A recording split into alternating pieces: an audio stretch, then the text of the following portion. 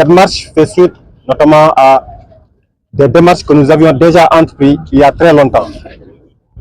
Malheureusement, nous pouvons dire que nous aboutissons à cette situation que je trouve honteuse même pour la nation, parce que la place des médecins en blouse blanche n'est pas dans la rue. Les médecins en blouse blanche, notre place c'est dans l'hôpital en train de soigner des malades. Malheureusement, on nous empêche de le faire. On nous empêche de le faire comment? Parce qu'on ne nous met pas dans les conditions d'exercice qui doivent être nôtres. Et dans ces conditions d'exercice-là, c'est parce que le médecin en spécialisation au Sénégal ne dispose toujours pas d'un statut légal, ce qui est carrément honteux. Et ce statut légal-là, c'est ça qui empêche, par exemple, le médecin en spécialisation, si c'est une femme enceinte, qu'elle ne peut pas prendre ses congés de maternité. C'est une situation honteuse, mais malheureusement, c'est ce que nous vivons. Nous avons vu des femmes enceintes qui ont continué leur service jusqu'à la veille de leur accouchement ou même le jour de leur accouchement. Ou bien des femmes enceintes qui ont été obligées de revenir au service une semaine seulement après, notamment leur accouchement, ce qui n'est pas du tout admissible, alors que les médecins, nous savons tous que ce sont les médecins eux-mêmes qui doivent conseiller aux femmes enceintes de prendre des congés de maternité 6 semaines avant l'accouchement et de revenir travailler 8 semaines après l'accouchement. Donc nous trouvons que c'est une situation honteuse qui malheureusement a été la nôtre pendant très longtemps et que nous ne tolérons pas actuellement. Ce manque de statut encore fait que le médecin en spécialisation toujours a des problèmes de prise en charge médicale. Et quand on parle de problèmes de prise en charge médicale, il n'y a pas d'assurance maladie qui nous permet notamment de nous soigner de façon convenable et là où nous voulons nous soigner pour les pathologies dont nous devons nous soigner, et il n'y a pas d'IPM qui est notamment présente pour nous.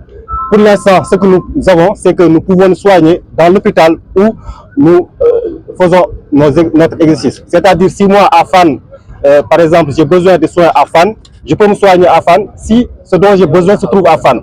Mais dès l'instant où ce dont j'ai besoin ne se trouve plus à Fan, alors je ne dispose plus d'une prise en charge. Et ça, c'est inacceptable parce que, quoi qu'on dise, c'est nous les médecins que vous allez trouver à l'hôpital. C'est nous qui prodiguons les soins. Tous ceux que vous voyez ici, ce sont des médecins qui ont déjà soutenu leur thèse, qui sont inscrits à l'ordre des médecins, qui font les consultations médicales 24 heures sur 24, 7 jours sur 7, qui gèrent les urgences, qui notamment gèrent même certaines chirurgies. Donc, on ne peut pas dire que ces gens-là ne font pas partie du système de santé. C'est une honte actuellement et nous ne pouvons pas accepter que ceci continue parce que ça influence négativement la santé de la population en général. Après la marche d'aujourd'hui, il sera d'autres plans d'action. Alors, nous avons un plan d'action à dérouler que nous allons notamment vous informer au fur et à mesure. Il faut rappeler que nous avions déjà fait beaucoup de démarches. Nous avons commencé par le dialogue. Nous avons discuté avec tout le monde. Et il faut également noter que le ministère de l'enseignement supérieur est le ministère qui n'a jamais voulu répondre aux convocations pour notamment régler ce problème. Parce qu'ils disent que ce problème n'est pas le leur. Alors que nous savons tous que nous sommes inscrits au niveau notamment de l'université. Donc notre ministère de tutelle et notamment le ministère de l'enseignement supérieur. Mais puisque également nous exerçons au niveau des hôpitaux, le ministère de la Santé également a son rôle à jouer pour les conditions sanitaires dans lesquelles pour les conditions socio-pédagogiques dans lesquelles nous devons être pour pouvoir effectuer notamment notre spécialisation. Nous avons tous entendu les exposés. C'est scandaleux. Si on veut progresser, aller de l'avant et atteindre les sommets des pays développés, il faut qu'on fasse que les pays développés. Ces gens-là, ils méritent le respect et la considération.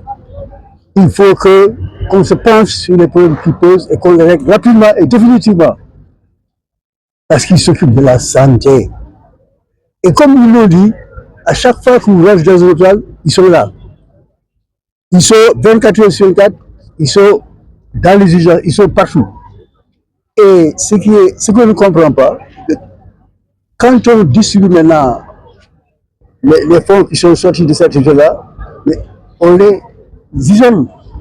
Ça aussi, on ne peut pas comprendre ces situations-là. Moi, je pense que je suis là en tant que fils de ce pays, en tant que Sénégalais, en tant que démocrate. Et depuis les années 50, je suis sur le terrain, je lutte pour la justice, pour l'égalité, la suppression de l'exploitation, de l'oppression. C'est pourquoi je suis venu apporter mon soutien au comité. Et en tant que député à l'Assemblée nationale, je me ferai le porte-parole Et partout où je suis à des réunions, je poserai le problème du comité pour qu'on le résolve définitivement.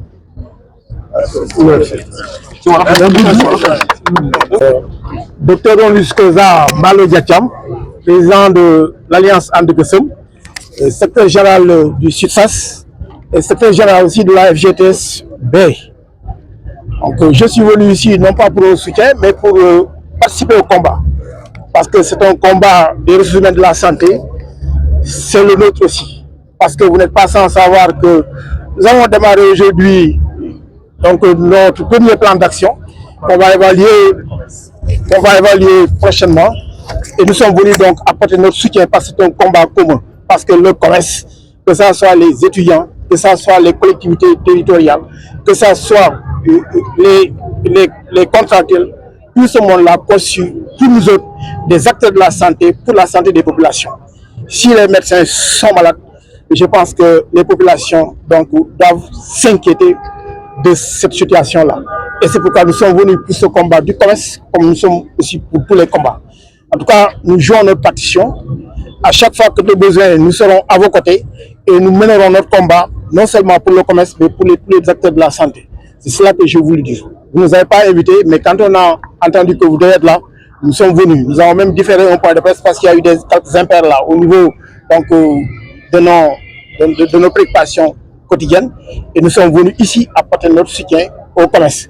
On ne peut pas concevoir des médecins sans statut, des médecins qui peuvent être considérés comme des SDF, que le ministère de l'Enseignement supérieur ignore, le ministère de la Santé qui les élargit ignore, que aussi la fonction publique se mette donc dans un mutisme inconcevable. Nous pensons que cette situation ne peut plus perdurer parce qu'il y va de notre santé, il y va de notre sécurité. Nous pensons que c'est tôt. La place du médecin, ce n'est pas dans la rue, c'est à côté du malade. Et nous pensons que peut-être que ce sera la dernière marche, je ne sais pas. En tout cas, pour en profiter pour féliciter le doyen Allah, qui est à l'Assemblée. Et je pense qu'avec cette jonction de force, nous pourrons peut-être trouver une oreille attentive pour régler ces questions-là définitivement.